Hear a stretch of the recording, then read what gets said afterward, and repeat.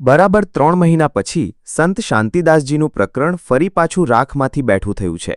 કેન્દ્રીય સમાજની સામાન્ય સભામાં તેજ તર્રાર સનાતની હિંમતભાઈ ખેતાણીના અચાનક શાબ્દિક પ્રહારોથી સમાજમાં હડકંપ મચી ગયો છે.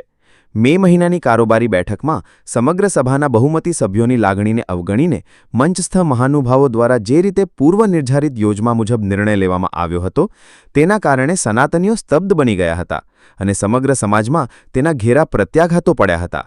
હિંમતભાઈ ખેતાણીએ સામાન્ય સભામાં જે રીતે તેમનું દર્દ વ્યક્ત કર્યું, કોઈ પણ સનાતનીને વિચારતા કરી મૂકે તેવું છે. હિંમતભાઈએ આખરે દૂધનું દૂધ અને પાણીનું પાણી કરી દીધું છે. આ વિડિયો લાઈક કરવા અને શેર કરવા વિનંતી છે. જો તમે હજુ સુધી આ ચેનલ સબસ્ક્રાઇબ ન કરી હોય તો આ ચેનલને સબસ્ક્રાઇબ કરી બેલ આઇકોન દબાવવા વિનંતી છે. ઘણી વખત માફી માંગી છે.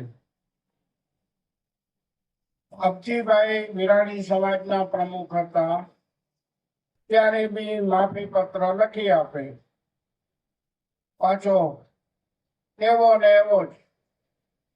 એમાં કોઈ ફેરફાર થવાનો નથી. એને આ વિરાણી સમાજ શું કે કેન્દ્ર સમાજ શું એને કોઈ ફરક. માફી પત્ર હમણાં લખી આપશે. આ માણસ ના લાયક માણસ છે, હું તમને કહી દઉં.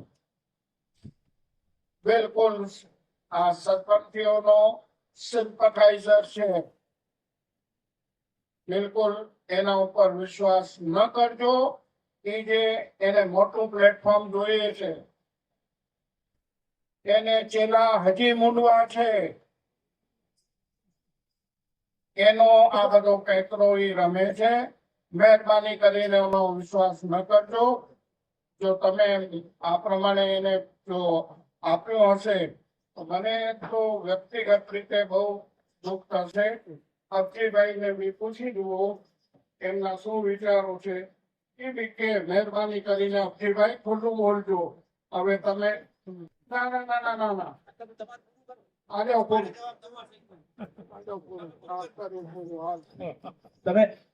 તમે જે કહ્યું આજ વાત કારોબારીમાં બધી ચર્ચા થઈ હતી. આપણે જે રજૂ કરવું હતું આપણે પણ કર્યું હતું કે અમારે વિરાણીમાં આ રીતે વર્ષો ઘણી વખત આવું થયું છે.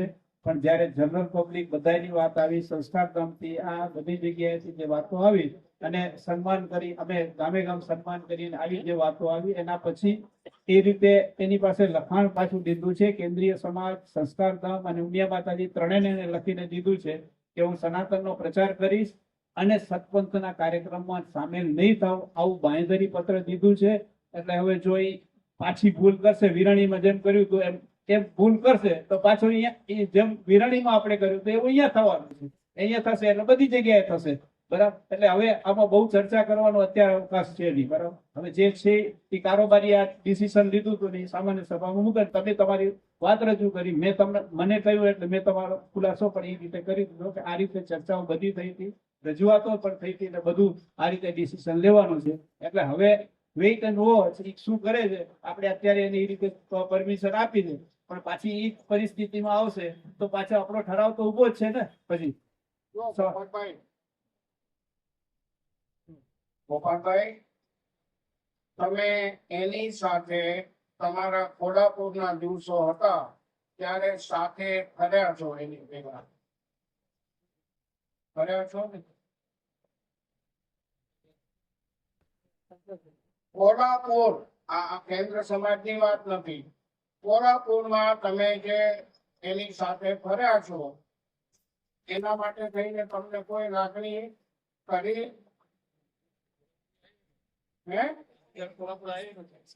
કોણ નથી આવ્યો? શાંતિદાસ પેલા અમે ક્યાંય ફર્યા નથી. કોલ્હાપુર શાંતિદાસ આવ્યા હતા તો એની હિસાબે કદાચ આ સંસ્કાર ધામ લઈ આવ્યા હતા તો ભલે ને, અમે ક્યાંય ફર્યા નથી. અમે સાહેબ નથી ફર્યા, ક્યાંય ગયા નથી અમે એની જોડે.